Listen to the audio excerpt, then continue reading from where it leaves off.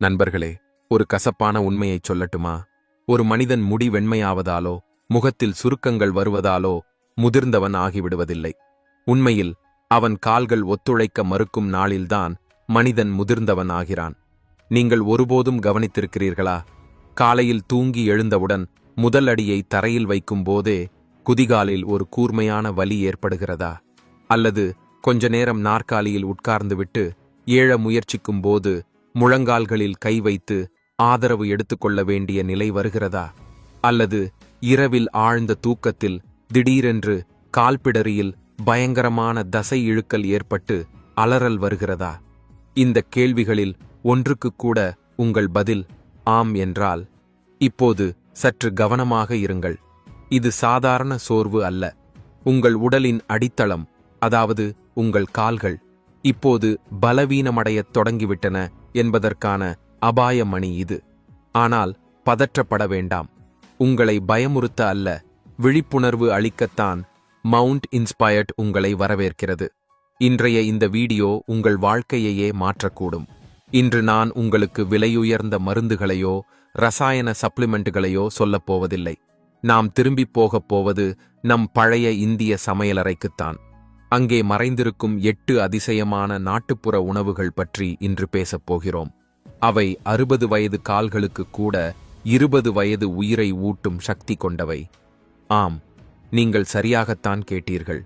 இந்த 8 விஷயங்களில் 8வது ஒன்றை நான் வீடியோவின் இறுதியில் சொல்வேன். அது என்னுடைய தனிப்பட்ட விருப்பமானதும் மருத்துவர்களாலும் உடனடி சக்தி அளிப்பதாக கருதப்படுவதும் தான். முதுமையில் யாரையும் சார்ந்து வாழ வேண்டிய நிலை வரக்கூடாது என்று நீங்கள் விரும்பினால், உங்கள் பேரன் பேத்திகளுடன் ஓடி விளையாட வேண்டும் என்று நினைத்தால், இந்த வீடியோவை ஒரு வினாடி கூட ஸ்கிப் செய்யாதீர்கள். ஏனெனில் அரைகுறை தகவல் நோயை விட ஆபத்தானது. ஆகவே பலவீனத்திலிருந்து பலத்துக்கான பயணத்தை இப்போது தொடங்குவோம். தீர்வை அறியும் முன் நம் கால்களில் இந்த பலவீனம் ஏன் வருகிறது என்பதை முதலில் புரிந்து கொள்ள வேண்டும். நேற்று வரை மலை ஏறிய கால்கள் இன்று 4 அடிகள் நடக்கவே நடுங்குவது ஏன்? மருத்துவ அறிவியலில் இதை சார்கோபீனியா என்று சொல்கிறார்கள். எளிய வார்த்தையில் சொன்னால், ஒரு பழைய கட்டிடத்தின் சுவர்கள் காலப்போக்கில் சிதைவது போல் 40 வயதுக்குப் பிறகு நம் உடல் மெதுவாக தசைகளை இழக்கத் தொடங்குகிறது. ஒவ்வொரு ஆண்டும் தசைகள் சிறிது சிறிதாக குறைந்து கொண்டே போகின்றன. இதோடு சேர்ந்து இன்னொரு பெரிய பிரச்சனையும் நடக்கிறது. வயது அதிகரிக்கும் போது உணவில் உள்ள கால்சியம், வைட்டமின் டி, புரதம் ஆகியவற்றை நம் செரிமான அமைப்பு சரியாக உறிஞ்ச முடியாமல் போகிறது. அதன் விளைவாக எலும்புகள் உள்ளிருந்து காலியாகத் தொடங்குகின்றன. நரம்புகள் சுருங்குகின்றன. நாம் என்ன செய்கிறோம்? வலிக்கான மாத்திரையை எடுத்துக்கொள்கிறோம். நண்பர்களே, வலி மாத்திரை அலாரத்தை மட்டும் நிறுத்தும், தீயை அணைக்காது. நம் உடல் என்ஜினுக்கு சரியான எரிபொருள் தேவை. நம் உடல் ஒரு அதிசயம். சரியான ஊட்டச்சத்து கிடைத்தால் 70 வயதிலும் கூட அது தன்னை தானே சரி செய்து கொள்ளும். ஆகவே உங்கள் கால்களை இரும்பு போல் வலுவாக்கும் அந்த 8 நாட்டுப்புற பொக்கிஷங்களை இப்போது வெளிச்சத்துக்கு கொண்டு வருவோம். மேலும் இந்த பொருட்களில் ஏதேனும் வாங்க வேண்டுமென்றால் அவற்றின் லிங்குகளை நான் டிஸ்கிரிப்ஷனில் கொடுத்து விடுவேன். வேறு எங்கும் தேடி அலைய வேண்டாம். நம் பட்டியலில் முதலில் வரும் பொருள் பழைய காலத்து மல்லர்கள் தங்கள் வேட்டிக்குள் கட்டிக்கொண்டு சென்றது. அது வறுத்த கடலை மற்றும் வெல்லம். இன்றைய இளைஞர்கள் ஜிம்முக்குப் போய் ஆயிரக்கணக்கில் செலவு செய்து புரதப் பொடிகளை குடிக்கிறார்கள். ஆனால் உண்மையான பலம் எங்கே இருக்கிறது என்பதை நம் முன்னோர்கள் அறிந்திருந்தார்கள். கடலையில் நிறைய புரதமும் நார்ச்சத்தும் உள்ளது. அது நேரடியாக சேதமடைந்த தசைகளை சரி செய்கிறது. வெல்லம் வெறும் இனிப்பல்ல, அது இரும்புச் சத்து நிறைந்த ஒரு களஞ்சியம். இந்த இரண்டையும் சேர்த்து சாப்பிட்டால் அற்புதம் நடக்கும். கால்களில் மயக்கம் அல்லது மின்மினுப்பு உணர்வு வருவதற்கு காரணம் அங்கு இரத்த ஓட்டம் சரியாக இல்லாததுதான்.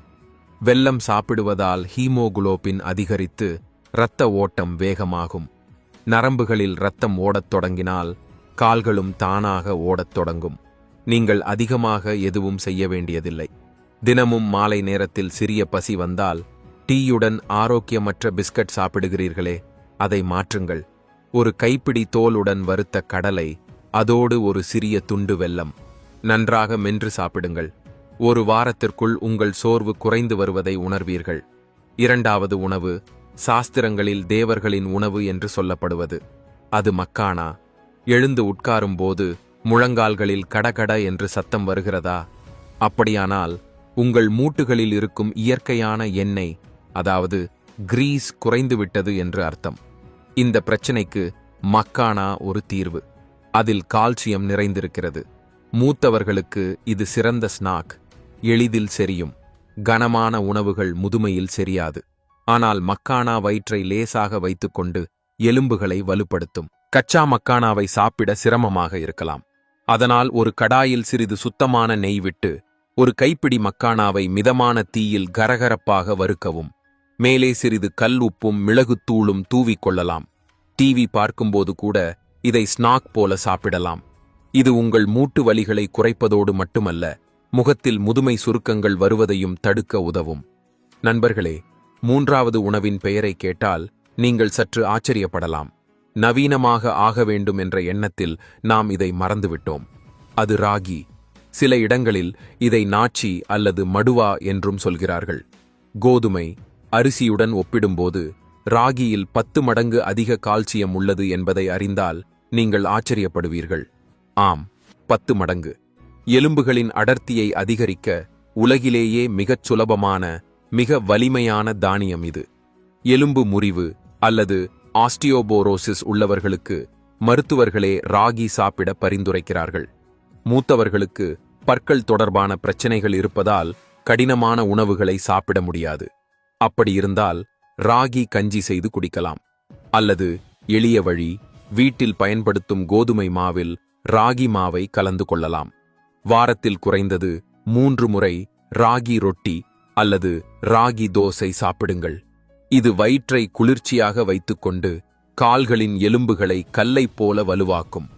4வது சூப்பர் உணவு நம் வீட்டைச் சுற்றியே வளர்கிறது. ஆனால் அதற்கு நாம் மதிப்பளிப்பதில்லை. அது முருங்கை. வெளிநாட்டவர்கள் இதை மிராக்கிள் ட்ரீ என்று சொல்லி அதன் பொடியை ஆயிரக்கணக்கில் விற்பனை செய்கிறார்கள்.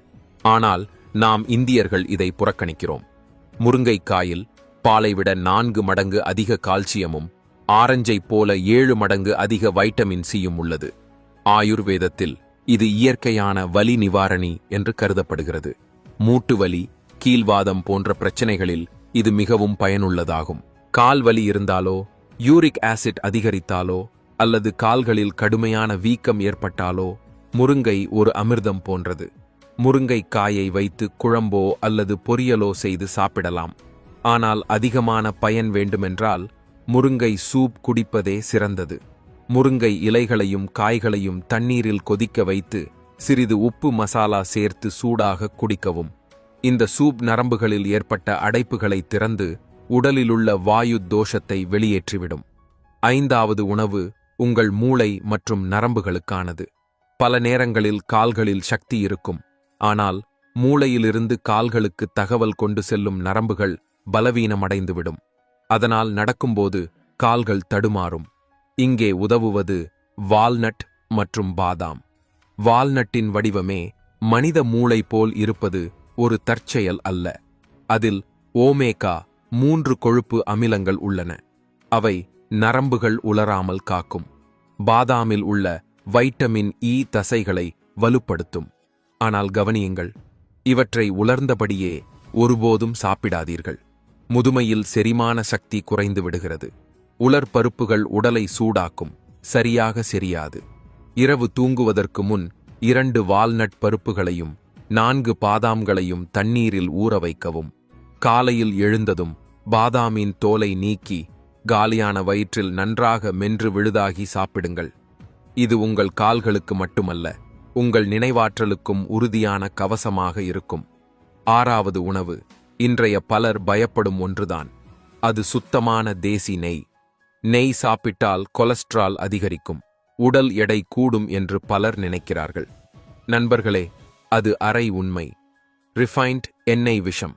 ஆனால் மாட்டின் சுத்தமான நெய் மருந்து. ஒரு கதவின் குவியல் துருப்பிடித்து சத்தம் எழுப்பினால் அதில் எண்ணெய் அல்லது கிரீஸ் தடவுவோம் அல்லவா? அதேபோல் நம் முழங்கால், இடுப்பு மூட்டுகளும் குவியல்கள் போன்றதே. உடலில் உலர்ச்சி அதிகரித்தால் வலி ஆரம்பமாகிறது. நெய் மூட்டுகளுக்கு மென்மையை அளிக்கிறது. எலும்புகள் ஒன்றோடொன்று உரசாமல் காக்கிறது. நீங்கள் நெய் குடிக்க வேண்டியதில்லை. தினமும் ஒரு சிறிய கரண்டி நெய்யை சமைத்த உணவின் மேல், பருப்பு அல்லது ரொட்டியின் மேல் கச்சையாக ஊற்றி சாப்பிடுங்கள். அதை வேக வைக்க வேண்டாம். இப்படியே மேலிருந்து சேர்க்க வேண்டும். இது வாயுத்தோஷத்தை சமப்படுத்தும். ஆயுர்வேதத்தின்படி முதுமையில் வரும் 90% வலிகள் வாயுத்தோஷத்தினால்தான். அதை அமைதிப்படுத்தும் மிகப்பெரிய வழி நெய்தான். 7வது உணவு, ஒவ்வொரு இந்திய அம்மாவுக்கும் தெரிந்த பாரம்பரிய மருந்து, மஞ்சள் பால். ஆனால் அதைச் செய்யும் சரியான முறையை 90% மக்கள் அறியவில்லை. இரவில் தூங்கும்போது கால்களில் பதற்றம், வலி அல்லது ரெஸ்ட்லெஸ் லெக் சிண்ட்ரோம் இருந்தால் இந்த பால் உங்களுக்கு அமிர்தம்.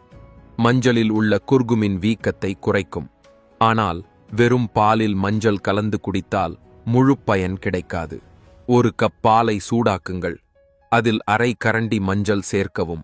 இப்போது கவனமாக, அதில் ஒரு சிட்டிகை மிளகுத்தூளும் ஒரு சிறிய இலவங்கப்பட்டை துண்டும் சேர்க்க வேண்டும். ஏன் தெரியுமா? மஞ்சளின் சக்தியை உடலுக்குள் கொண்டு செல்லும் சாவி மிளகுதான். மிளகில்லாமல் மஞ்சளின் 90% பலன் வீணாகிவிடும். இதை தூங்குவதற்கு அரை மணி நேரத்திற்கு முன் குடியுங்கள். காலையில் நீங்கள் இவ்வளவு புத்துணர்ச்சியாக எழுந்திருப்பீர்கள் என்று உங்களுக்கே நம்ப முடியாது. இப்போது என் தனிப்பட்ட விருப்பமான 8வது உணவின் முறை, பேரீச்சம்பழம். முதியவர்கள் அடிக்கடி சொல்லும் புகார் என்ன? மகனே, உடலில் தைரியம் இல்லை, உடல் சோர்ந்து போகிறது என்பதுதான். பேரீச்சம்பழம் இயற்கை கொடுத்த சக்தி காப்சியூல். இதில் பொட்டாசியம் மற்றும் மெக்னீசியம் நிறைந்துள்ளன. கால்களில் ஏற்படும் தசை இழுக்கலுக்கான மிகப்பெரிய காரணம் பொட்டாசியம் குறைபாடுதான் என்பதை நீங்கள் அறிவீர்களா? நாளில் எப்போது வேண்டுமானாலும் சோர்வு உணர்ந்தால் 2 பேரீச்சம்பழம் சாப்பிடுங்கள். அல்லது 2 பேரீச்சம்பழங்களை பாலில் கொதிக்க வைத்து அந்த பாலை குடித்து பழங்களை மென்று சாப்பிடுங்கள். இது இரத்தக் குறையை நீக்கி தசைகளுக்கு உடனடி வலிமை தரும். நண்பர்களே, இந்த 8 உணவுகள் உங்கள் உடலுக்கான எரிபொருள். ஆனால் வண்டி பெட்ரோல் மட்டும் இருந்தால் ஓடாது. என்ஜினையும் இயக்க வேண்டும். இவற்றையெல்லாம் சாப்பிட்டுவிட்டு நாள் முழுவதும் படுக்கையிலேயே இருந்தால் எந்த பயனும் இல்லை. இந்த உணவுகளின் முழு பயனை பெற நீங்கள் 3 சிறிய விஷயங்களை கட்டாயம் செய்ய வேண்டும். முதல் விஷயம், சூரிய ஒளி. நீங்கள் எவ்வளவு கால்சியம் சாப்பிட்டாலும் உடலில் வைட்டமின் டி இல்லை என்றால் அது எலும்புகளில் சேராது. வைட்டமின் டி-க்கான ஒரே மூலமே சூரியன். தினமும் காலை மென்மையான வெயிலில் 15 முதல் 20 நிமிடம் உட்காருங்கள். அது உங்கள் எலும்புகளை சார்ஜ் செய்யும். 2வது, சரியான அளவு தண்ணீர். முதுமையில் தாகம் குறைந்து விடுகிறது. அதனால் பலர் தண்ணீர் குடிப்பதை மறந்து விடுகிறார்கள். நினைவில் வைத்துக் கொள்ளுங்கள், நம் தசைகள் 75% தண்ணீரால் ஆனவை. தண்ணீர் குறைந்தால் தசைகள் இறுகிவிடும். நாளெங்கும் சிறு சிறு அளவாக தண்ணீர் குடித்துக்கொண்டே இருங்கள். 3வது, லேசான உடற்பயிற்சி. ஒரு மந்திரத்தை நினைவில் வைத்துக் கொள்ளுங்கள். இயக்கம்தான் மென்மை. நீங்கள் நகர்ந்தால் மூட்டுகள் திறந்தே இருக்கும். நின்றுவிட்டால் துருப்பு பிடிக்கும். நான் ஜிம்முக்கு போகச் சொல்லவில்லை. காலை மாலை 15 நிமிடம் நடைப்பயிற்சி போதும். நடக்க முடியாவிட்டால் படுக்கையிலேயே உட்கார்ந்து கால் விரல்களை வட்டமாக சுழற்றுங்கள். உடலை எப்படியாவது அசைக்க வேண்டும். நண்பர்களே, முதுமை ஒரு நோய் அல்ல. அது வாழ்க்கையின் ஒரு கட்டம் மட்டுமே. அது ஒரு எண். உங்கள் மன உறுதி வலுவாக இருந்தால், உங்கள் எலும்புகள் இரும்பு போல இருந்தால், 80 வயதிலும் 20 வயது இளைஞனை மிஞ்சலாம். என் கைகளை கூப்பி உங்களிடம் ஒரு வேண்டுகோள். இன்றே இந்த 8 விஷயங்களில் எந்த 2 அல்லது 3ஐயாவது உங்கள் உணவில் சேர்க்கத் தொடங்குங்கள். வெறும் 7 நாட்கள். ஆம், உங்களுக்கு நீங்களே 7 நாட்கள் கொடுங்கள். படிக்கட்டில் ஏறும்போது உங்கள் மூச்சிலும் கால்வலியிலும் மாற்றம் ஏற்பட்டிருப்பதை உணர்வீர்கள். இப்போது நீங்கள் செய்ய வேண்டிய ஒரு சிறிய வேலை இருக்கிறது. Mount inspired. நாமெல்லாம் ஒரு குடும்பம். இதில் எதை நீங்கள் இன்று முதல் சாப்பிட ஆரம்பிக்கப் போகிறீர்கள் என்று கமெண்டில் சொல்லுங்கள். அல்லது உங்கள் பாட்டி, நாணி சொல்லிய கால்வலிக்கு உதவும் எந்த நாட்டுப்புற மருந்து உங்களுக்கு தெரிந்தால் அதைவும் எழுதுங்கள். உங்கள் ஒரு கருத்து இன்னொரு முதியவருக்கு உதவியாக இருக்கலாம். இந்த வீடியோ உங்களுக்கு பயனுள்ளதாக இருந்தது என்று நினைத்தால் அதை உங்களுக்குள் மட்டும் வைத்துக் கொள்ளாதீர்கள். உங்கள் பெற்றோர், தாத்தா பாட்டி அல்லது நண்பர்களின் வாட்ஸ்அப் குழுவில் கண்டிப்பாக பகிருங்கள். நல்லதை பகிர்ந்தால் அது பெருகும். மேலும் இப்படிப்பட்ட ஆரோக்கியம் சார்ந்த அறிவியல் மற்றும் நாட்டுப்புற வழிமுறைகளை தொடர்ந்து பெற விரும்பினால் இப்போதே மவுண்ட் இன்ஸ்பயர்ட் சேனலை சப்ஸ்கிரைப் செய்து அருகில் உள்ள பெல் ஐகானை அழுத்த மறக்காதீர்கள். ஆரோக்கியமாக இருங்கள், மகிழ்ச்சியாக இருங்கள், எப்போதும் ஊக்கத்துடன் இருங்கள். அடுத்த வீடியோவில் இன்னொரு புதிய தகவலுடன் சந்திப்போம். அதுவரை ஜெய் ஹிந்த்.